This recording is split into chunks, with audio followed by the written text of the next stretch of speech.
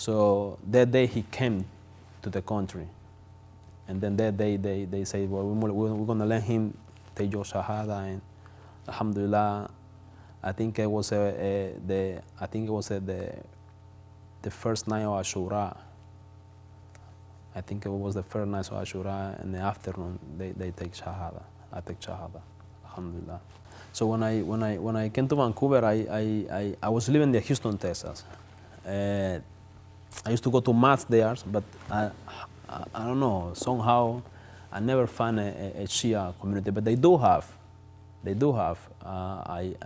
After I was here, I actually get to get in touch with some brother in Houston. So in Houston, I used to go with the Sunni brothers, actually Colombian brothers. I think they was in prison and they become a Muslim while they in prison and jail. So when they come out, I met them and they are already Muslim and they used to have an apartment there. And we used to go and I used to pray with them. I used to pray with them and share with them. But I never say I'm Shia or nothing like that. I just quiet and I just wanted to be with them, right? I just wanted to be around the religion, right?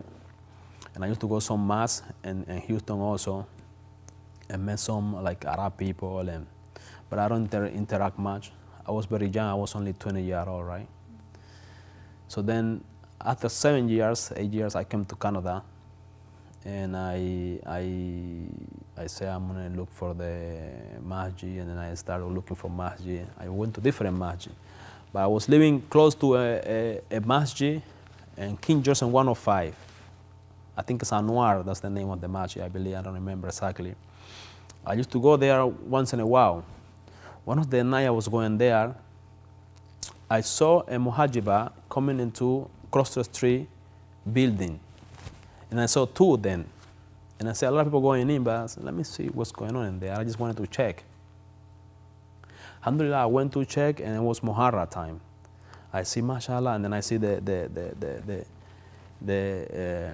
turba of Karbala, and I was so happy about it. I was so emotional. I said, I found what I'm looking for.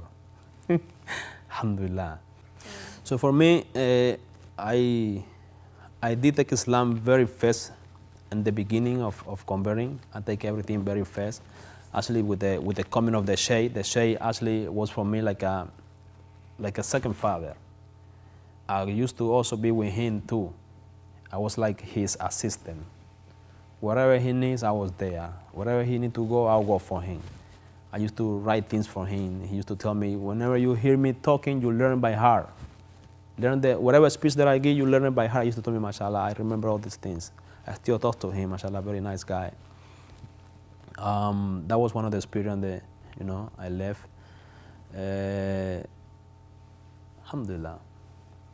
I believe every Shia is connected to Imam Hussein, very close, and I am, mashallah, connected to Imam Hussein very close as well, Imam Ali, very close.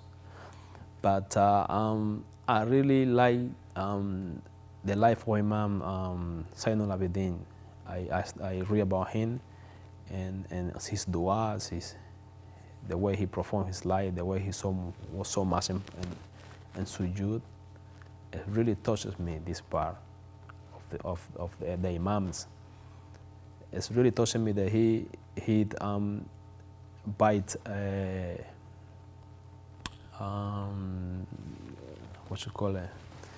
He buy a slave just to teach in Islam, just to send them out and spread Islam. It's really, for me, it's really taken care, I really like this channel at Lubayt TV. When I hear about it, I used to watch Lubayt TV almost every day. There was no other material from me and the time to learn Islam but Lubayt TV. I used to learn Lubayt TV every day. In the beginning, when I used to learn Lubayt TV, I didn't eat no meat for 3 months. Because there was a speech that I hear that they were saying that they don't make your stomach how you say, a graveyard, right? Am I saying right? A graveyard, like a cemetery, of animal, right? So I wanted to be away from eating meat. For 3 months, I took it. So I just, alhamdulillah, it was very, Al-Bayt TV is really, how you say, benefit. Don't go with the flow, first of all. They try to be more curious and understanding. For instance, there are some people out there that they might want to know about Islam, but just because they hear whatever's going on with the media, they stop themselves from seek about knowing Islam or something like that, or from asking a question a friend that they have, or they want to be away from them or things like that, right? So just tell them not to be afraid. Just come and approach them. Just come and ask questions. Come to any mosque, to any center, and ask the question they want to ask, and go to online and really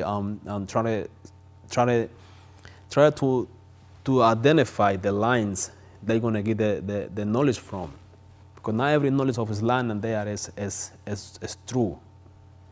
Now we have Islam and we have everybody's Muslim, but in the reality, not everything is true. There are a true and there are a false. So just to be careful and try to find the right, inshallah, knowledge. When I come to Islam, we all the same city, there was no Arab people, there was no other people involved, but our own people from their own city, correct? So there is no discrimination there, first of all. Second of all,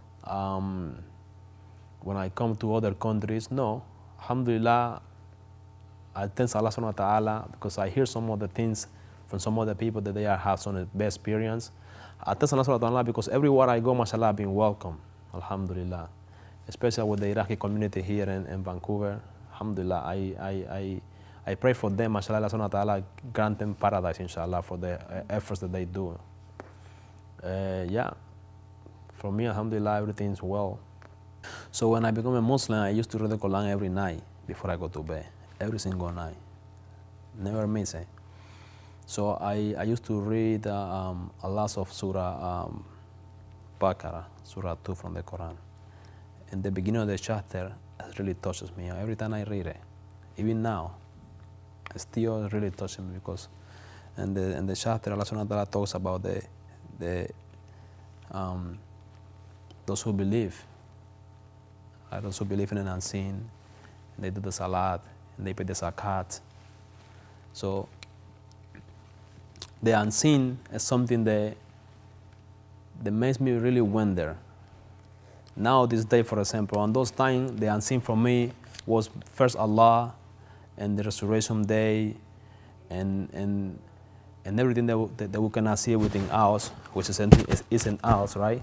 It's between us, but we cannot see them, like the soul. We cannot see the soul, but it's there, right? All these things Allah subhanahu wa ta'ala created, correct? But then now, my Islam, mashallah, is updated more and more. So now, mashallah, we have more knowledge of Imam Mahdi. And then he becoming also part of the unseen for me. I cannot see him. So when Allah subhanahu wa ta'ala talk in the Quran about the unseen, I relate the unseen also with Imam Mahdi, right? Also not just Imam Mahdi, but also the Prophet, because I don't see the Prophet. I believe in him, but I didn't see him. I believe in all the Imams. I believe in Imam Ali. I don't see Imam Ali, but I strongly believe in them. So this particular ayah is really, really touching me. I asked the Sheikh in Colombia, Sheikh Munir, I asked him to send me my Fatima Jinnah a dua book. I sent him some money and he sent me the book back. And this book, mashallah, has so much relationship with him and with this book. And I recite dua every morning. I recite most of it on Friday morning. I like to recite from the book, the Siyarah to Imam Hussein. And somehow I always keep the book everywhere I go, because every time I pray, I recite the dua in Spanish, because I want to relate, because I don't know Arabic, and I want to relate with the dua actually, right? But I have it in a car and somebody stole it from there. They stole the whole bag. They thought maybe something there, and but alhamdulillah, now I have it again. So inshallah, my spirituality will grow again. But when I lost this book, I feel down. I feel like I wasn't there, like something is not there for me. So, alhamdulillah, this book helps me a lot to get close to Allah, inshallah. Before and after Salatul Fajr, inshallah, if I like to do Salatul Layl a little bit, inshallah, if I feel, sometimes I don't feel like, but sometimes I feel with the necessity of doing Salatul Layl. But for sure, after I told you my sequence. After Salatul Fajr, I like to read Dua Ahad. And then after that, I like to read the Dua morning. And then after that, I do the dua of the day. And then maybe I read the Dua of the remembers. Because Allah subhanahu wa ta'ala promised in the Quran to remember you as soon we remember Him. Correct? So I like to read these duas, and also the dua for Imam Ali is a dua. I don't remember the name of the dua, but it's a dua talks about you are the, for instance, you are the king, and I'm sorry, you are the master, and we are the slave, and mashallah. Those dua I like to say in the morning, inshallah, every day if I can, I have the capacities, I do it.